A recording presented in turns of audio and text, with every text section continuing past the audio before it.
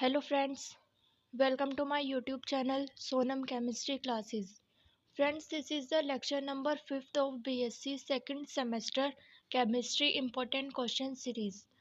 Friends, आज के lecture में हम बात करेंगे फ्रक्टोज और उसकी केमिकल प्रॉपर्टीज़ के बारे में। तो ये आपके एग्ज़ाम के पॉइंट ऑफ व्यू से काफ़ी इंपॉर्टेंट है। तो जैसा कि आप जानते हैं कि मैं आपको काफ़ी दिनों से बीएससी सेकंड सेमेस्टर केमिस्ट्री के जो इम्पोर्टेंट क्वेश्चंस हैं उन पर लेक्चर्स प्रोवाइड कर रही हूँ। पिछले कुछ लेक्चर्स में मैंने आपको कार्बोहाइड्रेट्स और उसकी क्लासिफिकेशन, ग्लूकोज और उसकी chemical properties and open chain structure and cyclic structure of glucose already cover करा दिया है। तो वो भी काफ़ी इम्पोर्टेंट है। अगर आपने वो वीडियोस नहीं देखे तो मैं आपको प्लेलिस्ट का लिंक डिस्क्रिप्शन में ऐड कर दूंगी, आप वहाँ से वो वीडियोस देख सकते हैं। Now without wasting our time let's start our lecture. अगर हम बात करें फ्रक्टोज की, तो फ्रक्टोज एक हमारा मोनोसेक्राइड टाइप का कार्बोहाइड्रेट होता है। तो कार्बोहाइड्रेट क्या होता है? कार्बोहाइड्रेट का मतलब होता है hydrates of carbon. Hydrates of carbon यानी कि जब हमारा कार्बन और water molecule as a compound present होते हैं, दोनों आपस में किसी कंपाउंड में हमें कार्बन भी देखने को मिल रहा है और वाटर मॉलिक्यूल यानी कि हाइड्रोजन और ऑक्सीजन भी साथ में देखने को मिल रहे हैं, तो वो क्या होता है? हमारा कार्बोहाइड्रेट होता है।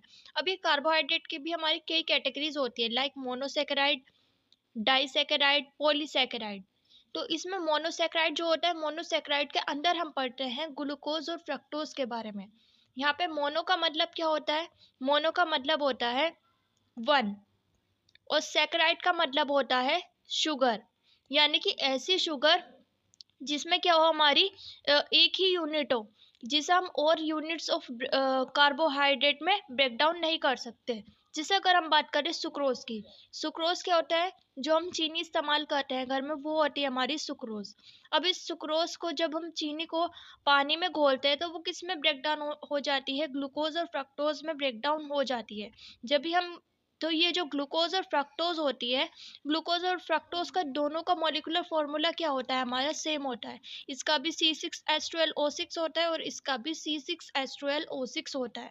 ग्लूकोज और फ्रक्टोज है, ये दोनों क्या है? आइसोमर्स होते हैं। आइसोमर यानी कि ऐसे कंपाउंड्स, ऐसे मॉलिक्यूल जिनका मॉलिक्यूलर फॉर्मूला सेम हो लेकिन उनकी प्रॉपर्टीज डिफरेंट हो। यहाँ पे ग्लूकोज एक अलग कंपाउंड है और फ्रक्टोज एक अलग कंपाउंड है। इसकी केमिकल फिजिकल प्रॉपर्टीज अलग होंगी, इसकी केमिकल फिजिकल प्रॉपर्टीज अलग होंगी। तो ग्लूकोज में ऑलरेडी कवर करा चुकी हूँ। बात करते हैं फ्रक्टोज के बारे में। तो फ्रक्टोज का मॉलिक्यूलर फॉर्मूला क्या होगा? C6H12O6, यानी कि किससे मिलकर बना है? 6 कार्बन, 12 हाइड्रोजन और 6 ऑक्सीजन से मिलकर बना है। लेकिन यहाँ पे डिफरेंस क्या आता है कि ग्लूकोज में एल्डिहाइड फंक्शनल ग्रुप होता है और फ्रक्टोज में क्या होता है? हमारा कीटोन फंक्शनल ग्रुप होता है। इसलिए हम क्या कहते हैं? फ्रक्टोज को कीटोज शुगर कहते हैं, यानी कि इसमें कीटोन ग्रुप होता है। कीटोन ग्रुप क्या होता है? This group is known as ketonic group. C double bond O हो और उस कार्बन से दो हमारे R ग्रुप जुड़े हो, इस ग्रुप को हम बोलते हैं कीटोन ग्रुप। जबकि हमारे ग्लूकोज में क्या होता है? CHO यानी कि एल्डिहाइड ग्रुप होता है। तो अब इसका यही पॉइंट हमारा, fructose is the most common कीटोज sugar. Next point हमारा, फ्रक्टोज इज अ लीवोरोटेटी शुगर। अब ये लीवोरोटेटी क्या होता है? मैंने आपको लास्ट लेक्चर में बताया था कि ग्लूकोज क्या होती है? ग्लूकोज एक एज डेक्स्ट्रोरोटेटी शुगर होती है। डेक्स्ट्रोरोटेटी का मतलब होता है कि अगर हम इसका एक्वस सॉल्यूशन बनाएं, यानी कि ग्लूकोज को पानी में घोलें, तो उसमें से अगर हम प्लेन पोलराइज लाइट पास करें तो वो क्या होगी? राइट डायरेक्शन में हमारी बेंड हो जाएगी या रोटेट हो जाएगी।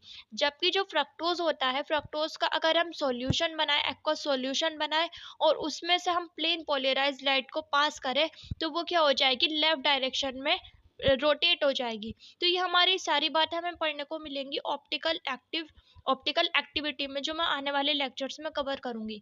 तो अगर आपको ये पॉइंट नहीं समझ में आए तो आपको ये आने वाले लेक्चर्स में अच्छे से समझ आ जाएगा। तो यहाँ पे माइनस साइन, इसे हम एक्चुअली बोलते हैं D माइनस फ्रक्टोज। यहाँ पर ये लिखा है D माइनस फ्रक्टोज। तो D का मतलब होता है डी कॉन्फ़िगरेशन। डी कॉन्फ़िगरेशन क्या होती है? तो डी कॉन्फ़िगरेशन का मतलब होता है हमारा कि जब हमारा कोई कंपाउंड है, कोई कंपाउंड में अगर हमें इस तरह का टर्मिनल ग्रुप देखने को मिल रहा है, यानी कि कार्बन है, कार्बन से एक OH ग्रुप जुड़ा है, एक CH2OH जुड़ा है, एक हाइड्रोजन जुड़ा है, तो ये वाली जो कॉन्फ़िगरेशन होती है इसे हम बोलते हैं डी कॉन्फ़िगरेशन। जैसे कि हम जानते हैं कि ग्लूकोज में भी हमें ये कॉन्फ़िगरेशन देखने को मिली। कॉन्फ़िगरेशन का मतलब सिंपली यहाँ पर क्या है कि ये इस तरह का कोई ग्रुप हमारा मॉलिक्यूल में हमें देखने को मिल रहा है, तो इसमें भी देखने को मिल रहा है, तो ये होगी हमारी डी डी कॉन्फ़िगरेशन, तो इसलिए हम डी फ्रक्टोज कहते हैं। अब माइनस साइन क्यों आता है? हम देख रहे थे कि ग्लूकोज जो होता है, ग्लूकोज में प्लस साइन आता है, तो प्लस का मतलब होता है कि वो राइट डायरेक्शन में प्लेन पोलराइज्ड लाइट को रोटेट करेगा। माइनस का मतलब उसका ऑपोजिट होता है, यानी कि अगर हम इसका एक्वस सॉल्यूशन बनाएं, जैसे कि यहाँ पे मैं आपको दिखाती हूँ, तो यहाँ पे मैंने क्या ले लिया है, फ्रक्टोज का एक्वस सॉल्यूशन बना लिया है। अब मैं यहाँ से प्लेन पोलराइज लाइट पास कर रही हूँ। प्लेन पोलराइज लाइट होती है हमारी ऐसी लाइट जो क्या हो रही है, सिर्फ एक ही डायरेक्शन में मूव कर रही है। तो अगर मैं इसे यहाँ से पास कराऊँ तो ये क्या हो जाएगी, हमारी लेफ्ट डायरेक्शन में मूव हो जाएगी। अगर मैं इसे राइट डायरेक्शन मान रही हूँ नीचे की तरफ, तो ऊपर की तरफ मैं मान लूँगी लेफ्ट डायरेक्शन में मूव हो जाएगी।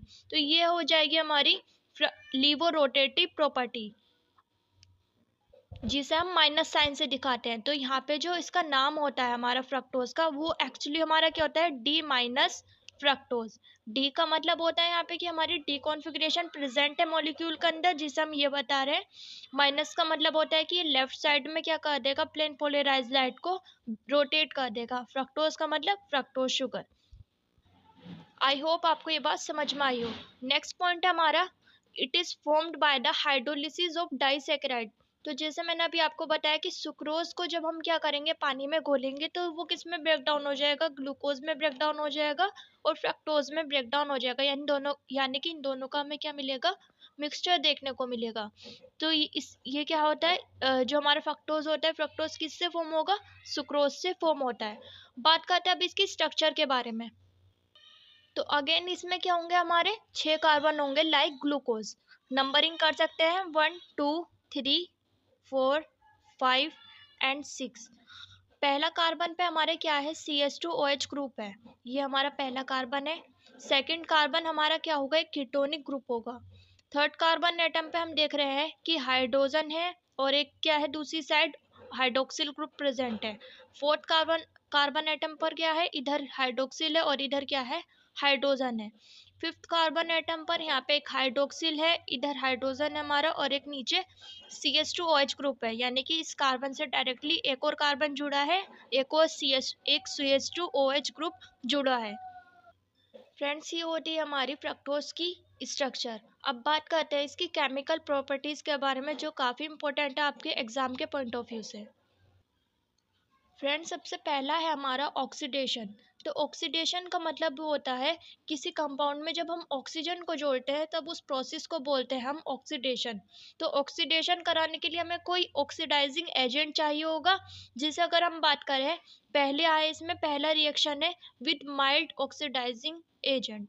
माइल्ड का मतलब होता है वीक, यानी कि जब हम फ्रक्टोज की क्या कराएं, फ्रक्टोज को रिएक्ट कराएं किसी वीक ऑक्सीडाइजिंग एजेंट के साथ।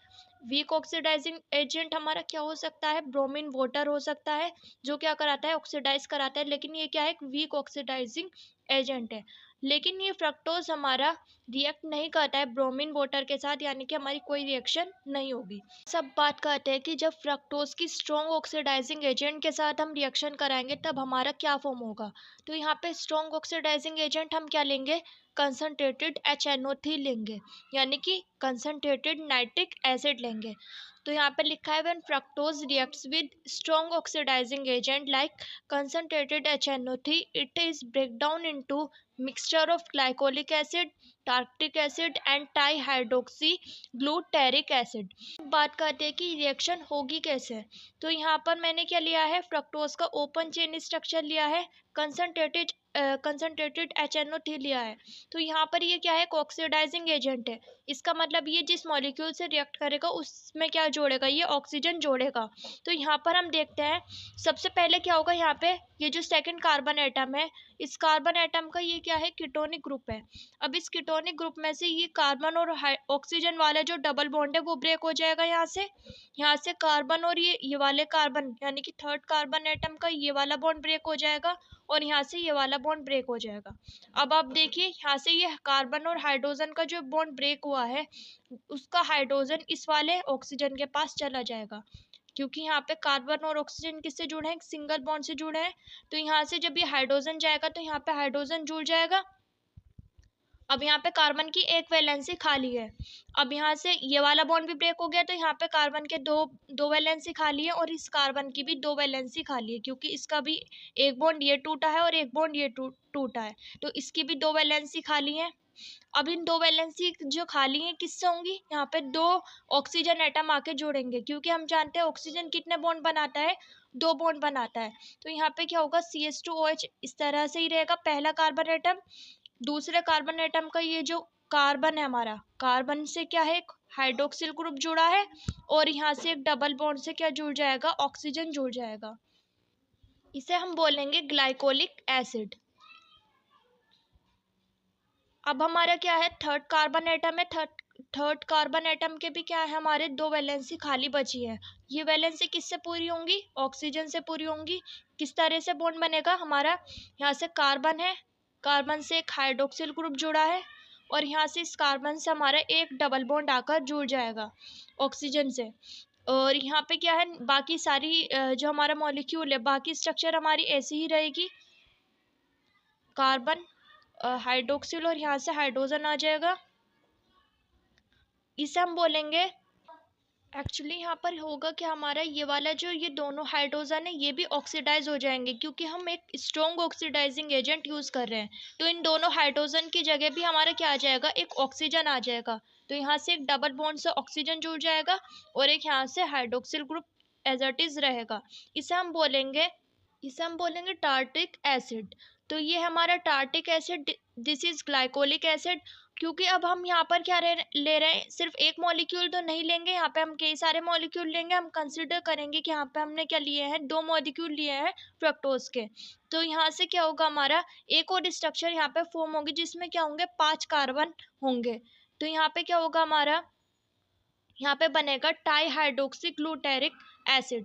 इसमें हमारा C डबल बॉन्ड OH होगा, 3 CHOH 3 थाइज होगा, यानी कि यहाँ पे ये वाला ग्रुप 3 प्रेजेंट है हमारा। और लास्ट पे क्या होगा हमारा, C डबल बॉन्ड OH यहाँ पर होगा। This is tie hydroxy glutaric acid. Second reaction होती है हमारी रिडक्शन। रिडक्शन का मतलब होता है जब हम किसी मॉलिक्यूल से क्या करते हैं, कि मॉलिक्यूल में हाइड्रोजन को ऐड करते हैं। तो रिडक्शन कराने के लिए हमें चाहिए होगा रेड्यूसिंग एजेंट। यहाँ पर हमने यूज़ किया है सोडियम बोरोहाइड्राइड, यानी कि NaBH4। तो जब ये हमारा NaBH4 फ्रक्टोज से रिएक्ट करेगा तो ये फॉर्म करेगा ग्लूसिटोल, जिसे हम बोलते हैं सॉर्बिटोल और मैनिटोल का मिक्सचर। देखते हैं रिएक्शन किस तरह से होगी। तो यहाँ पर फ्रक्टोज में जो हमारा कीटोनिक ग्रुप है, ये वाला जो ग्रुप है, इससे हाइड्रोजन रिएक्ट करेगा। सिंपली होगा कि ये जो कार्बन और ऑक्सीजन का डबल बॉन्ड है ये यहाँ से ब्रेक हो जाएगा। यहाँ से जब ब्रेक हो जाएगा तो ऑक्सीजन की एक वैलेंसी खाली बची है और कार्बन की एक वैलेंसी खाली बची है। इन कार्बन और ऑक्सीजन से एक एक हाइड्रोजन आकर जुड़ जाएगा, यहाँ पर हम देख सकते हैं। तो ये बन जाएगा हमारा हाइड्रोक्सिल ग्रुप और इधर आकर एक हाइड्रोजन जुड़ जाएगा। बाकी स्ट्रक्चर हमारी ऐसी ही रहेगी। अब इसी का एक आइसोमर फॉर्म होगा जिसमें हमारी हाइड्रोक्सिल ग्रुप क्या होगा, हमारा लेफ्ट हैंड साइड पर प्रेजेंट होगा। तो ये होगा हमारा मैनिटोल। तो ये दोनों क्या है, आइसोमर्स हैं और इनका ही मिक्सचर हमारा फॉर्म होगा। फ्रेंड्स, हमारी नेक्स्ट रिएक्शन है रिएक्शन विद HCN, यानी कि हाइड्रोजन साइनाइड। तो फ्रक्टोज जब HCN से रिएक्ट करेगा तो ये फॉर्म करेगा फ्रक्टोज साइनोहाइड्रिन।